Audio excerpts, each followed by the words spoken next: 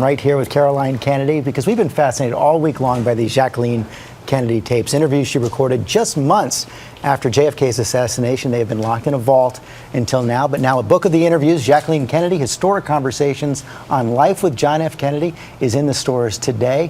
And we're going to delve in more into this historic treasure trove with Caroline. But first, listen to more of the extraordinary tapes. A voice so seldom heard, 34-year-old Jacqueline Bouvier Kennedy reflecting on her life with JFK just 4 months after his death. It's funny, I used to worry about going into the White House. It'll be a goldfish bowl, the Secret Service, I'll never see my husband. I spent so much time worrying, would it ruin our marriage to get in the White House? Revealing the private truth behind some of their most iconic public moments. I mean, that was so much more emotional than any kiss. Because his eyes really did fill with tears. I just say, oh, Jack, you know, what a day. An intimate look at what life was really like in that mythical, often mysterious White House. Jack was the most unself-conscious person I've ever seen. He was unself-conscious about walking around with a towel on if it fell off or something. You know, he'd put it on again. And what Jacqueline really thought about some of that era's most historic figures. Bobby's told me Martin Luther King made fun of Jack's funeral. Well, I mean, Martin Luther King is really a tricky person, but Jack would say you could never get an opinion out of Lyndon at any cabinet or national security meeting. He'd just say, you know, that he agreed with them, with everyone, or just keep really quiet. And Caroline Kennedy joins us now, and we've all been learning to say Jacqueline.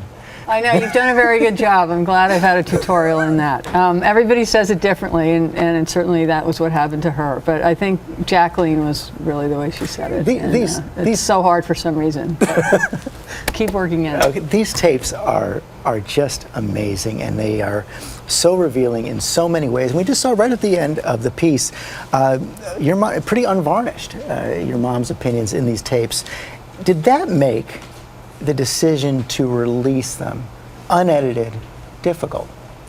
Well, it was certainly something that I thought about, the editing issue, and I think people really need to understand the purpose of an oral history, and it really, the value of it is that it is immediate, it's honest. I think that was very brave of her to do that, and to be honest, but it's got limitations. It's a primary source document. It's like a diary or something like that. It's really a snapshot. But part of you must want to protect her. Of course, and but at the same time, I think she sat down with Arthur Schlesinger, who was the preeminent historian of his day, and this was for the Kennedy Library. This was a historic project that was undertaken. It had never been one on that scale before, and so I think that I was really guided by her sense of history and the fact that she did this. This wasn't sort of an interview that was accidentally recorded. This is something where she felt the obligation to be honest, and she had always told us that she was going to put it away for 50 years, and so it seemed like this would be a time when people would be able to put it in context, and that's the most important thing.